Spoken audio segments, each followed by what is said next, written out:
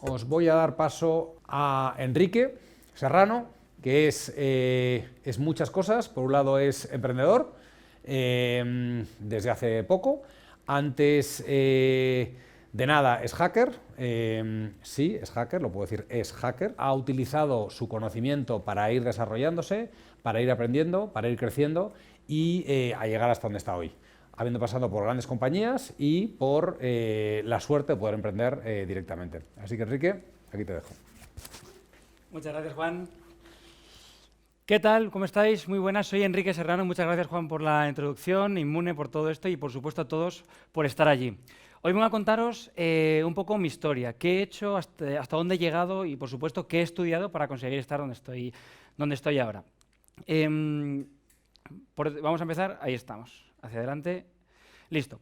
Bueno, pues lo primero de todo, a mí he sido siempre muy deportista, me encanta el baloncesto. Esto es una cosa interesante porque al final el deporte parece que no, pero en la vida ayuda mucho. Si hay algún deportista en la audiencia, pues oye, a mí me encanta siempre seguir animando con este tema. Entonces, voy a empezar cuando era más pequeñito. Yo ahora tengo 30 años, empecé en el mundo de la ciberseguridad y en el mundo de los hackers cuando tenía 14, 15 añitos, ¿vale? Entonces, todo empezó con la magia. Yo me apunté a la escuela de Ana Tamariz, de magia, estuve 3 o 4 años, y no sé por qué, pero casualmente todos los que había en mi clase, que yo tenía, bueno, yo era muy jovencito, todos eran o informáticos, o matemáticos, o algo relacionado con la tecnología, o con carreras muy técnicas. No sé si es casualidad, pero el caso es que pasé del mundo de la magia a el mundo de la informática, de querer hacer magia, pero con los ordenadores. Entonces, esto fue un verano de Madrid, estábamos en julio, hacía mucho calor, mis amigos estaban todos en la playa, y dije a mi madre, yo quiero saber cómo funciona este ordenador que me acaban de comprar. Yo tenía 14 años, hoy en día, bueno, todos con 14 años saben de sobra manejar un ordenador, yo empecé tarde, y empecé a programar. Me apunté a un cursillo que había con gente adulta que me decían, pero ¿tú qué haces aquí buscando trabajo de este tema? Y bueno, no era por trabajo, era porque realmente me gustaban los ordenadores y quería saber por qué cuando haces clic en una carpetita o por qué cuando hables un fichero realmente pasan esas cosas que vemos en la pantalla. Entonces empecé a programar y luego me hice la siguiente pregunta. ¿Qué ocurre cuando otro, que está en mi misma red, se conecta con su ordenador? ¿Por qué no? Si yo veo por mi cámara, no puedo ver por la cámara del vecino. Entonces me saltaron todas las alarmas y quise saber cómo protegerme y cómo controlar esto para que no me pase a mí y cuando ya descubrí cómo hacerlo, para que no le pasen a los demás, ¿no? Mi familia, mis amigos cercanos y al final pues a la sociedad. Entonces, bueno, pues entre la magia, la ciberseguridad, la programación, todo fue cobrando sentido y estudié ingeniería informática. Entonces, cuando estudié ingeniería informática, tuve que tomar una decisión, si enfocarme más a una labor muy técnica, meterme un poco en una cueva, o en una labor más de saber cómo funciona un ordenador y utilizarlo, no tanto crear software. Y bueno, empecé de prácticas en IBM en la parte de seguridad informática, ¿vale? Como bien ha dicho Juan aquí en Inmune, también estoy de director del máster en ciberseguridad y tenemos prácticas y creo que es súper importante el practicar. Y esas prácticas de carrera, que a veces la gente las hace como un trámite, o de carrera, o de un máster, o de un bootcamp, creo que es súper importante elegirlas muy bien. Y creo que una cosa que a lo mejor hice sin darme cuenta en ese momento, pero que sí que luego he visto que es necesaria, es cómo esas prácticas y eso que tú te busques va a labrar tu futuro y el tener claro hacia dónde vas es fundamental, ¿no? Entonces, yo cuando estaba estudiando me dijeron, tienes ahora 6 meses que hacer unas prácticas en una empresa y tú eliges. Entonces, ¿qué hice? Pues me fui pues, a las más interesantes. Intenté Google, Apple, IBM, fui pues, un poco a lo grande y hice una entrevista de trabajo en IBM con dinámicas de grupo, test psicotécnicos, hubo un montón de cosas que hacer, pero bueno, realmente me gustaba, tenía pasión en lo que hacía, me apasionaba. Estuve en entrevistas con gente que sabía tropecientos mil idiomas, con 20.000 carreras y al final terminé entrando. Entonces entré en IBM y de hecho me acuerdo que ya no es solamente un tema técnico. Luego hablé con recursos humanos en distintas empresas y les preguntaba ¿qué es lo que habéis visto? ¿Por qué yo y no otros? O cuando vais a una entrevista, ya no solo en IBM, en otras empresas, ¿en qué os fijáis, ¿no? Entonces en muchas ocasiones se fijan en temas ya no solo técnicos, sino que sepas hablar con los demás, que sepas escuchar, que sepas ir más allá. Y que además de ser una mente muy techie, porque hoy estamos hablando de tecnología, ¿no? De educación en tecnología, que esos valores y esos soft skills, que aquí en Inmune, por cierto, se trabajan, también sepáis sacarlos adelante, ¿no? Que no solamente seáis unos gurús, sino que sepáis escuchar a los demás, explicar a gente que no tiene ni idea para que ellos poco a poco vayan cogiendo conocimiento y todos estos temas que creo que son también súper importantes tener en cuenta. Entonces, veis ahí que luego pone algo de Simulate, ¿no? Simulate LTD, ¿qué es esto?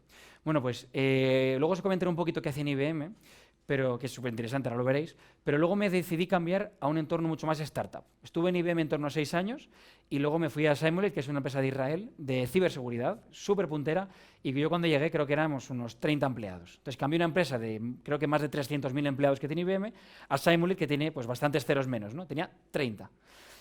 ¿Por qué digo esto? Porque mucha gente, y esto me lo suelen preguntar mucho, me dice, ¿qué es mejor?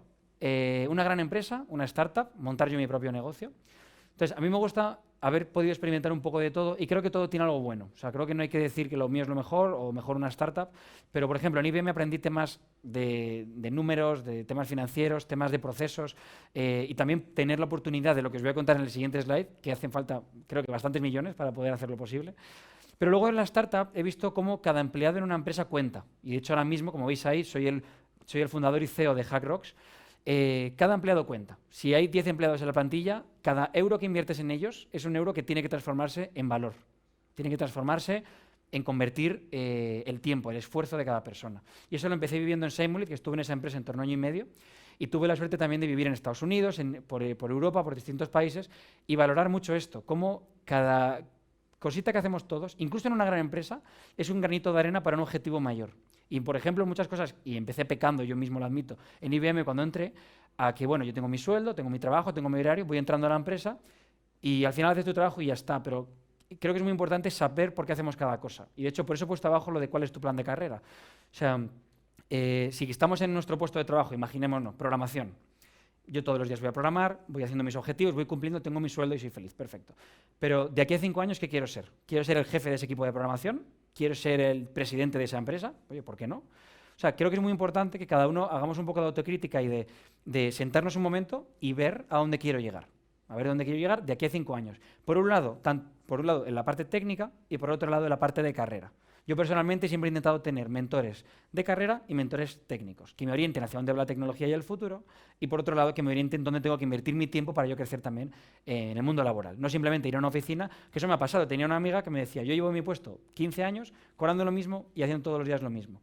Y me decía que se arrepentía de que al final pues está ahí porque tampoco ha sido nadie quien haya tirado de ella y no se dio cuenta que a veces somos nosotros los que tenemos que ir al jefe a pedir ese aumento, ¿no? Entonces tuve otro jefe que me decía, a mí me da rabia y me enfado mucho cuando mis empleados cada año no me piden un aumento, ¿no? Algo así me decía en una empresa. Entonces, a veces pensamos que van a llegar del cielo las oportunidades y no las buscamos. Por eso os animo a buscarlas, a ser pesados en querer crecer con vuestros jefes, a querer buscar siempre más y también a exigirnos a nosotros mismos dar ese salto más, pero siempre sabiendo el por qué hago cada cosa. Que eso yo empecé sin saberlo y estuve una temporada diciendo, bueno, pues algún día me ascenderán, algún día cambiaré. Hasta que me di cuenta y también me avisaron de que la vida, todo el mundo quiere ascender, incluso tu jefe también quiere ascender y hay que ver siempre un poquito más allá. Entonces, mirad, os voy a contar lo que hice en IBM, que es súper interesante. Esto que veis aquí era mi oficina, literalmente. Este camión, dentro, hacíamos simulaciones de ciberataques por todo el mundo. Empezamos en Boston, luego bajamos un poquito más hacia el este, sur de Estados Unidos, estuvimos en una especie de tour por Estados Unidos, lo movimos por el mar hasta Europa y estábamos más o menos cada 15 días en un país de Europa diferente. ¿Y qué hacíamos? Literalmente eso, simulaciones de ciberataques para ver cómo una empresa responde. Al igual que hacemos simulacros de incendios, y si ahora mismo que hay un incendio, entiendo que todo el mundo sabemos lo que tenemos que hacer y cuáles son las salidas de emergencia, que nos han explicado antes, es lo mismo, pero para la ciberseguridad. Y de hecho lo hemos visto hace poco en las noticias, bueno, 2 días atrás, cómo había ataques en España y rápidamente ha habido que saber responder, ¿vale? Obviamente, cuanto antes respondamos y cuanto más prevenidos estemos, mejor.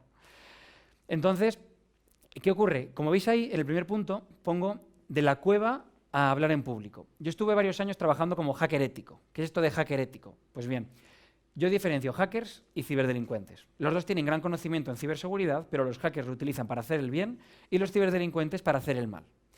Yo vivía mucho en el mundo hacker, donde la gente nos contrataba que les hackeáramos, empresas, y luego yo les decía por dónde había entrado y cómo solucionarlo. ¿Vale? Era apasionante, me encantaba, pero después de varios años dije, yo sí me considero una persona extrovertida, me gusta hablar con la gente, me gusta hablar en público como estoy haciendo hoy aquí, quiero hacer algo más. Entonces salí de un mundo hipertécnico a un mundo más comercial o de desarrollo de negocio, pero siempre sin olvidar la parte técnica. Entonces yo iba un poco a las empresas también diciendo, mira, yo soy muy técnico y creo que te pueden hackear de esta manera, de esta otra, ¿por qué no te proteges así? Entonces pasé a un rol más, como os digo, comercial, business development, pero siempre sin olvidar la parte técnica. Y creo que eso es un valor súper importante. Que una persona que es muy técnica sepa luego también los soft skills de hablar en público, de saber comentar con un cliente qué problemas tiene, cómo solucionarlos, porque a lo mejor tú como técnico tienes la solución, pero él como cliente no la entiende. ¿Vale? Y esto es una cosa que la gente me ha ido dando feedback de que es una cosa buena que creo que es bueno potenciar. ¿Vale? Entonces, este camión, ya como para curiosidad, para que sepáis qué hay dentro de ahí, se abría hacia los lados y esto es lo que era por dentro. Sentábamos a los clientes en esas mesas, yo me ponía en la parte central, de entre la pantalla y los clientes, y había varios escenarios, y algunos de ellos era yo te ataco y tú te tienes que defender. A veces una perspectiva súper técnica, teníamos ya a total expertos en ciberseguridad, y a veces también en una parte más de dirección, más corporativa, donde a lo mejor un departamento de ciberseguridad o de sistemas tenía que comunicar al departamento de comunicaciones o de legal o recursos humanos que habían sido atacados y qué había ocurrido. Entonces a veces era súper interesante ver cómo hablaban dos lenguajes totalmente diferentes y cómo gracias a la práctica conseguían establecer procesos y hablar, ¿no? Los técnicos con los no técnicos. Y por cierto, el tema de los viajes, si podéis, ahora está complicado, pero si podéis, os lo recomiendo muchísimo, ¿vale? El viajar te da otras culturas, te da ver otras metodologías de trabajo. Hay países, incluso más cerca de lo que penséis en Europa, que a lo mejor hay cosas que ni nos imaginamos que son una locura, que aquí hacemos en España todos los días. Entonces, bueno, también sé que nos escucha gente de la parte de América, que están conectados, seguro que os sentís también identificados, incluso hablando el mismo idioma, pensamos muy diferente, ¿no? Entonces, bueno, siempre recomiendo, si podéis viajar, y cuando pongo industrias me refiero a industrias de telecomunicaciones, o una industria financiera, industrias de negocio, se aprende un montón y cada país es diferente. Entonces, bueno, ¿qué soy ahora? Como os comentaba, he creado la empresa HackRocks, la montamos el año pasado, en 2020, el 27 de noviembre abrimos al público y a día de hoy, estamos en marzo de 2021, tenemos más de 20.000 usuarios en la plataforma. ¿Y qué hacemos? Va a sonar raro, pero formamos a hackers en entornos virtuales donde se puede aprender de manera práctica y, sobre todo, de manera legal. ¿Para qué? Para protegernos de los ciberdelincuentes. Porque esto hace tiempo lo comenté, hace unos añitos en algunas conferencias, que realmente cuando una empresa pide hackers, ¿cómo se puede ser hacker sin ser antes ciberdelincuente? Por eso el título de la conferencia, ¿no? Del lado oscuro al lado luminoso de la fuerza. Ese era un problema antiguamente. De hecho, antes no había ni siquiera legislación. Para ser un gran hacker, o practicabas en entornos reales o era literalmente, físicamente imposible practicar. Entonces, he querido solucionar eso. Somos un equipo súper interesante. Tenemos gente académica, programadores muy cracks. Y es lo que hacemos, formar hackers que nos protejan de los ciberdelincuentes. Luego también cofundé Mundo Hacker. Mundo Hacker es un grupo de amigos y esta anécdota la quería contar hoy para quizá os inspire para hacer algo parecido, no en ciberseguridad, a lo mejor, por ejemplo, en programación. Mundo Hacker empezó cuando yo ya llevaba 2 o 3 añitos estudiando, tenía 16, 17, bueno, incluso un poco antes también quizá, y éramos 4 o 5 amigos que todos los viernes por la tarde, de 7 de la tarde a 10 de la noche, quedábamos en un cuarto a hackear, a aprender ciberseguridad. Y para entrar en nuestra comunidad de hackers, que era un poco oculta, tenías que aportar algo. ¿Qué significa eso? Que o eres autodidacta para llegar a ese nivel o no podías aprender. Por eso en el tema tecnológico hay un montón de formación fuera que os animo a que aprendáis. Y cuando ya entremos en esta comunidad de hackers, o entrabas aquí, cada viernes uno de nosotros exponía un tema que nos permitía a los demás aprender algo nuevo cada semana. Porque eso de estar retroalimentándote es súper importante. La gente habla de la medicina, ¿no? Yo mi prima, por ejemplo, es médico y ella me dice que está todo el día estudiando nuevas tecnologías, libros. Siempre que veo a mi prima está con un libro, con un cerebro en la portada, ¿no? Bueno, con otras cosas. El tema es que en ciberseguridad es parecido y en el ámbito tecnológico igual. Hace tiempo se hablaba de C, luego de Java, ahora todo el mundo habla de Python. Es súper importante estar al día. Y no por hacer un bootcamp hoy, ya mañana tienes tu vida resuelta hasta que tengas 80 años. Hay que estar siempre reciclándose. Y eso es lo que hacíamos en Mundo Hacker. Y fijaos cómo algo de un grupo de amigos, unas tardes de viernes, que mis amigos iban a la discoteca Light y yo me iba a hackear, pero bueno, luego el sábado también salía de fiesta. Lo que convirtió esto fue que de repente Discovery Max nos llamó.